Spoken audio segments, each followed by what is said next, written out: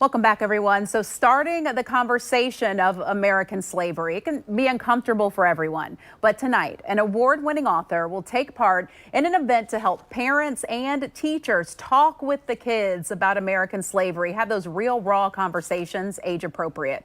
So the event surrounds children's books. It's a book called An American Story. So joining me now to talk more about an award-winning book, we have author Kwame Alexander and illustrator Dare Coulter. Welcome. Glad to have you all here today. Thank you for having us, Melanie. Yeah, and excited to have a conversation that, you know, we say it's uncomfortable, we say it's hard, but it doesn't have to be, as you said. Yeah. But sometimes you have to think about it, be very intentional about how you start that conversation. Right. And for you, it was eye-opening. You said when one of your kids in 5th grade, you had that uncomfortable moment with the teacher. Well, my daughter came home crying one day, and I said, "What's wrong?" And she said there was a girl who joked about slavery in class, and it was a racially, sort of heightened and sensitive event.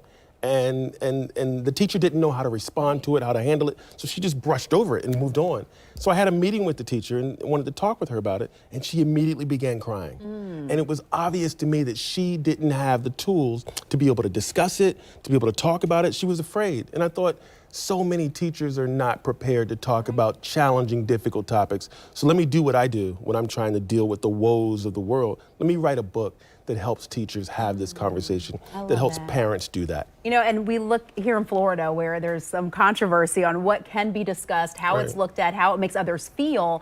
And I think that, that's depending on your experience, you may feel differently. So how do you kind of equal the playing field so that everybody gets something from it and someone isn't just sitting over there, either one person crying because they feel like, this was an ancestor of theirs, and another person may be feeling guilty because they're like, well, I didn't do that. I've heard this thing that my grandparents used to tell me: people will survive your truth. The deal is to be honest with folks. And so we talk about the American Revolution, we talk about the Civil War, we talk about 9/11, we talk about these difficult things because the mind of an adult begins in the imagination of a child.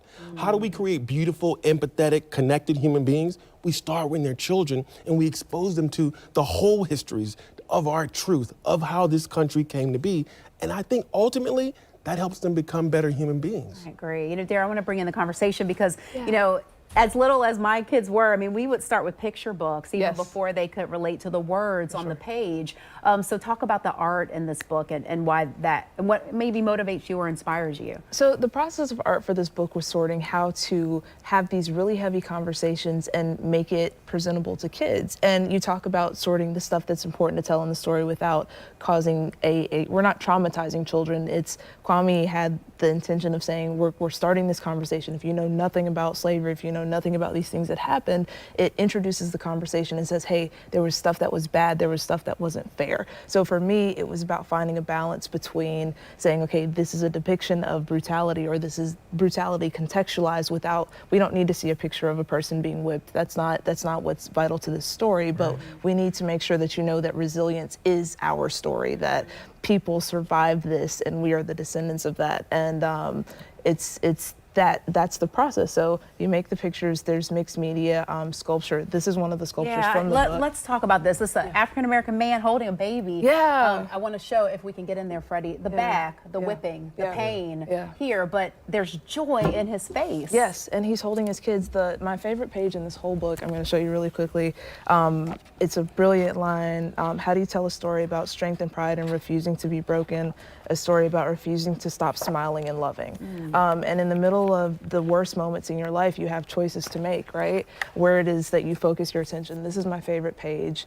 And the picture that comes before it is the one that this sculpture is featured on. So these in tandem with each other, talking about what it is that we're focusing on. We're focusing on the resilience here because the whip marks are on his back. That's a part of the story. But the focus of the story is that he's going to love his kids no matter what. And the unfortunate thing of slavery is that they could be taken or sold because we were property then. But that doesn't mean I don't love you while you're here, and it doesn't mean I won't miss you when you're gone. Wow, how powerful. It gives me chills. Because I grew up in it makes me want to tear up because I grew up in a time when I was that little girl in the classroom in tears, not understanding what you just explained, the love behind the outcome, that this is what people went through, but they also had children, they also had love and the extension of that. So thank you for the work that you're doing. And it's such a blessing that kids now have access to this information and this perspective. Well, it's one thing to write a book and to hopefully do a good job. It's another thing to have some artwork that takes it to another You got it level. going This on. artwork Yeah. is stunning. Wow, what a great pair, a powerful We're pair. team. So Look, keep going.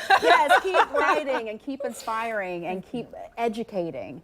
So again, this event will take place at the Jacksonville Public Library downtown at 7 p.m. It is free to the public, so please come out, learn something, take something from it, and then teach it, because that's really what this is about, is education. So again, thank you and welcome to Jacksonville. Thank you. We'll be right back after the break.